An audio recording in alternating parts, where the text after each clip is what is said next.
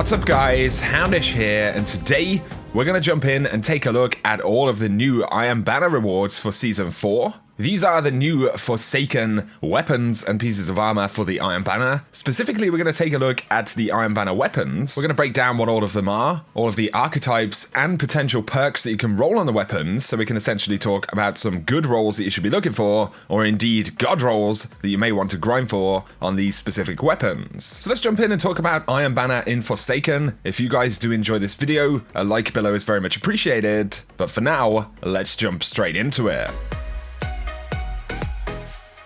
So before we start talking about gear, Iron Banner is going to return to Destiny 2 on Tuesday, September the 18th. This will be the first Iron Banner in the Forsaken expansion. The game mode will be Control, and of course, power is now enabled inside of Iron Banner. So your overall power level is going to affect how you perform inside of the game mode versus other people. So that's definitely going to be different. On top of this, Lord Saladin will feature bounties. This will be the main way that we earn reputation. You can see that he's got the armor right there. And he will also have 2 weapons with unique rolls per event. So it could just be like the old days where Saladin's bringing those god rolls. But if Saladin doesn't have them, don't worry, because there are some pretty awesome bonuses that you can roll out on the new Iron Banner weapons. So first, let's talk about the Scout Rifle. We have the Talons of the Eagle. This is a legendary kinetic Scout Rifle in the high impact frame archetype, so it is slow firing and high damage. Another 150 RPM Scout. These can now 3-tap in PvP inside of the new sandbox. So pretty interesting stuff. And let's talk a little bit about the bonuses. So in the magazine slot, you can get high caliber rounds.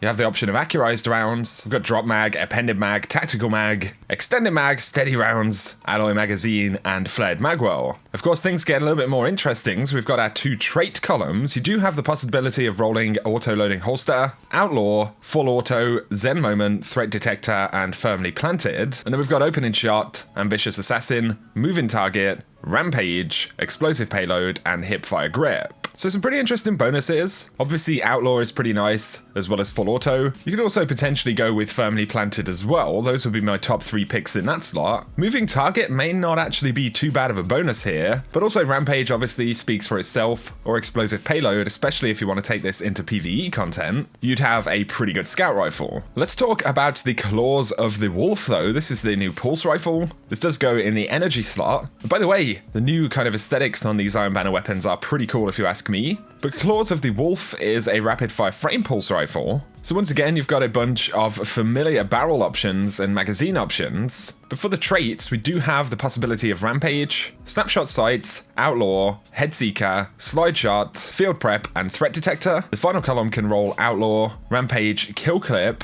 High Impact Reserves, Rangefinder, Full Auto, or Grave Robber. So a lot of different options here, really depending on your preference. Rampage obviously is a very solid bonus in the first trait slot. You can say the same for Snapshot, Outlaw, or Headseeker, really depending on your preference. Some folks like Slide Shot as well, so there are a lot of different options there. But then Kill Clip obviously is a pretty fantastic bonus. Rangefinder is not going to be terrible on pulse rifles. Also, Full Auto, definitely an option, especially if you're into the Full Auto pulses. You could have a pretty nasty pulse rifle right here, potentially.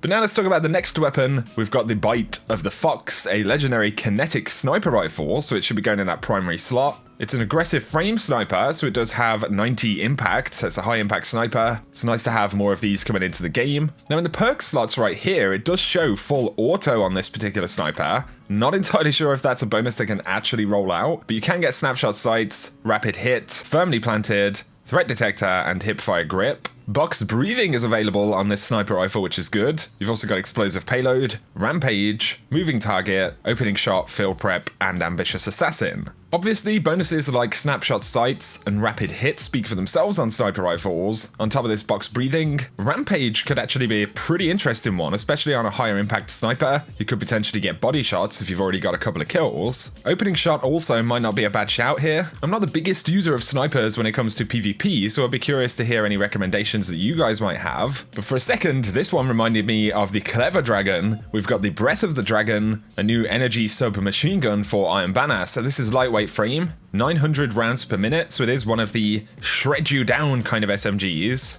For traits, there are some decent options. So we have Outlaw, Under Pressure, Zen Moment, Snapshot Sights, Moving Target, Slideways, and Grave Robber. You've got Kill Clip in the second slot, as well as Dynamic Sway Reduction, Tap the Trigger, Threat Detector, Rampage, and High Impact Reserves. I actually really like bonuses like Slideways and Grave Robber on SMGs because of course they are close range weapons, so lots of movement, also lots of potential to get melee kills, but equally Snapshot or Outlaw wouldn't be too bad. I'm not sure about Under Pressure and Zen Moment because these things fire so fast, I'm not sure you'd necessarily benefit from those bonuses a lot, but obviously Kill Clip in the second trait slot is fantastic, Dynamic Sway Reduction, Tap the Trigger are pretty solid, also Rampage for dealing with multiple targets is going to make this a pretty nasty SMG. The final couple of weapons would include the Swarm of the Raven, a new power grenade launcher. So it's an aggressive frame launcher, does have some potential to be pretty nasty. You've got some grenade launcher magazines, so you've got thermoplastic grenades, proximity grenades, spike grenades, alloy casing, augmented drum, high explosive ordnance, high velocity rounds, and mini frags. I really like proximity grenades when it comes to PvP, but of course you can base those on your preference. The trait slots though have Snapshot Sights, Threat Detector, Pulse Monitor, Field Prep, and Auto-Loading Holster. And then the second slot can get Genesis, breaking a combatant's shield with a weapon fills this magazines from reserves. And energy weapons also regen ammo on hit when matching the damage type of the combatant's shield. You can get Ambitious Assassin as well, or Rampage, and you have the option of Quick Draw 2.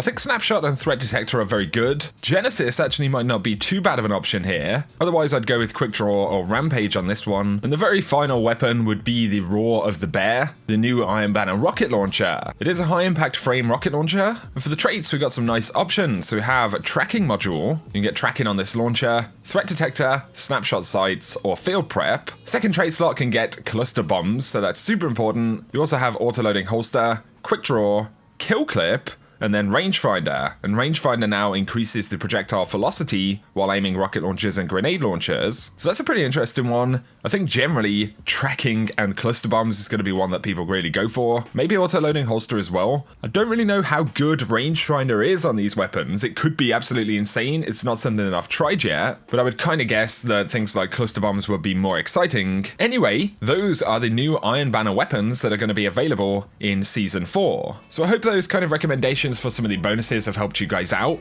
Let me know down below any specific weapons and roles that you're going to be hunting for in the Iron Banner. Like I said, dropping on the 18th of September. It'd be cool to see his weapon inventory as well. That's going to change every single event, and he'll have a couple of curated roles for us to take a look at. So let me know your thoughts on this stuff down below, guys. But if you have enjoyed the video, a like below is very much appreciated. If you're new to the channel, be sure to hit subscribe to see a lot more D2 content. For now though, I appreciate you tuning in as always, and whatever you get up to, I hope you have an awesome day.